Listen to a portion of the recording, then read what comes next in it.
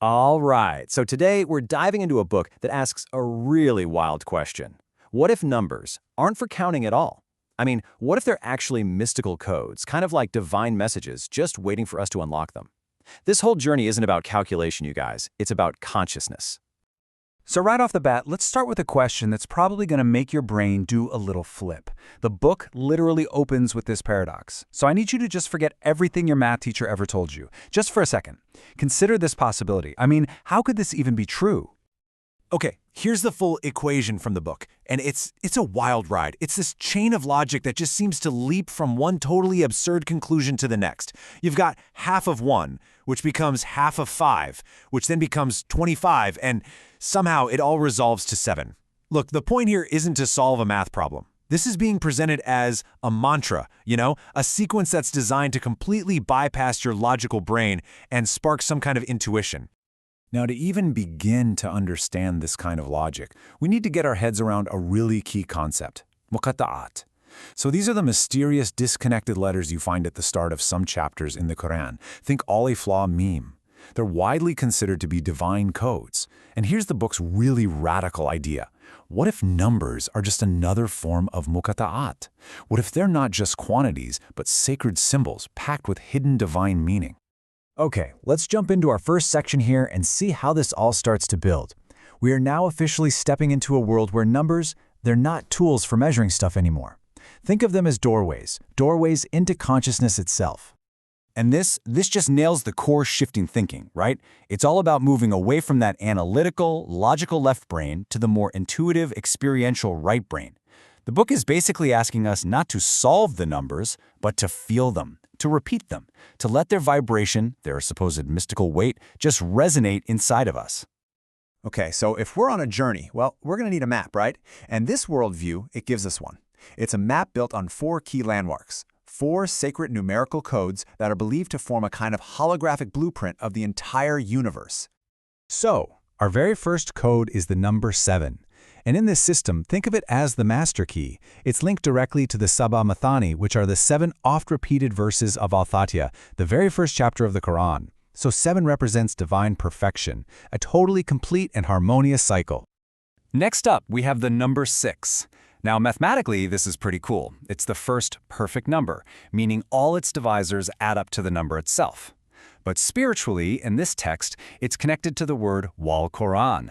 It symbolizes the perfect, foundational harmony of creation. You could almost say it's the stable ground that allows the harmony of the number 7 to dance.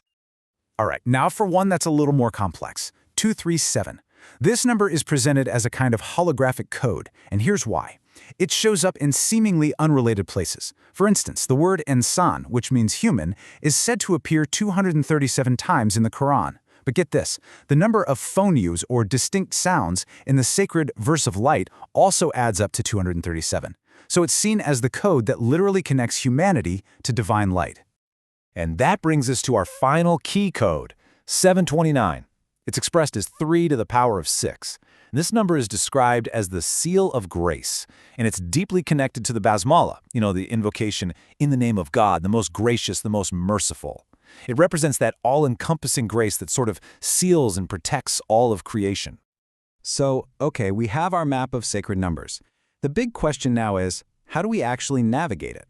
Well, according to this book, the vehicle for this entire journey is language, and more specifically, the poetic and rhythmic qualities of the Malay language. Yeah, this quote from the source material just captures it perfectly. See, language isn't just a tool for describing things here. It's seen as a cultural and spiritual vessel, an orbit where the sound and rhythm give these otherwise cold, hard numbers their soul. It connects them into this living, breathing constellation of meaning. All right, so we've got the map, we've got the vehicle. Let's actually look at the practice now. How do you travel this path? Well, you do it by completely transforming the act of calculation into a form of silent prayer, a kind of deep meditation. So this is a perfect example of what the book calls tarian nombor, which literally means a number dance. And I want you to notice the flow here. It's not about finding one final answer. It moves from 77 to 72, it reduces down to 9, and then it just blossoms into that key code we talked about, 729. And then it starts a cycle all the way back towards the harmony of 7. Each step is just a movement in this rhythmic, cyclical prayer. And this really gets to the heart of the whole practice.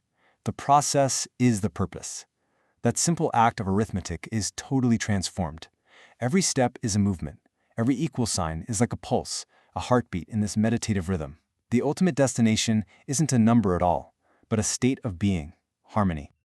Which brings us to the final destination of our journey. You know, after decoding all the numbers and dancing the silent prayer, what is the ultimate goal here? Well, it's a concept that is every bit as poetic as it is profound. A smile without edges.